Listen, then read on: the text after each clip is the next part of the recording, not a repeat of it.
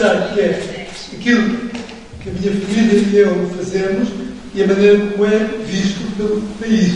Por vezes é diferente, claro. E é visto de uma maneira pela população em geral, de outra maneira pelas elites políticas e sociais e económicas do país. Por exemplo, a maioria das pessoas consideram os próprios monárquicos, e foi aqui dito, consideram que o movimento monárquico é minoritário no país. Como organização, como estrutura, efetivamente, é pequena. Mas as sondagens dão resultados muito surpreendentes. Houve uma sondagem da Universidade Católica há uns anos atrás, em que 29% dos portugueses declaravam que seria melhor para Portugal ter um rei do que um Presidente da República, o que já são uma data de milhões de pessoas.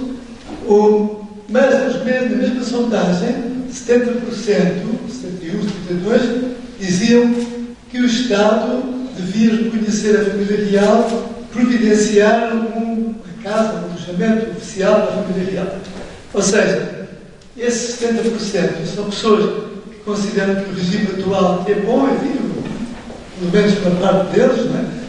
Mas que a República devia reconhecer a existência da Casa Real.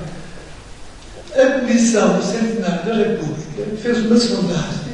Convinha muito conseguir obtê-la, porque ela foi depois guardada ali no arquivo e não foi publicada. Mas eu falei com o organizador da sondagem, que me diz o seguinte: a pergunta foi só, a pessoa interrogada é republicana, sim ou não?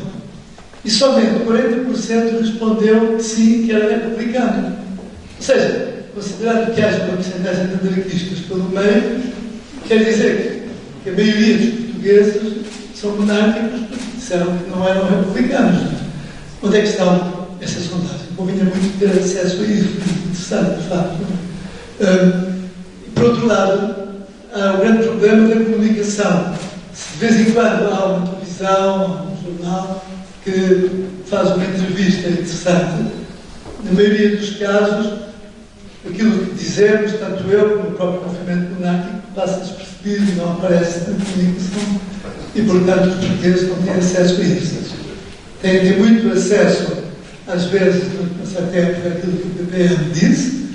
O PPM teve o mérito, curiosamente, o PPM de facto foi fundado pelo movimento das Forças Armadas, que convidou os movimentos monárquicos, na altura, os que estavam na oposição à Segunda República, a participarem na vida política depois do 25 de Abril, e foi daí que surgiu o PPM, por iniciativa, no fundo, do movimento das Forças Armadas, e desempenhou um papel muito interessante, mas a dada altura, as figuras proeminentes do PPM foram-se embora e deixaram aquilo nas mãos de pessoas que não tinham de todo a competência para, enfim, o cargo que ficaram. E alguns até surgiram pessoas um bocado não muito equilibradas, até do ponto de vista político, que acabaram por ter um destaque que não deviam ter tido.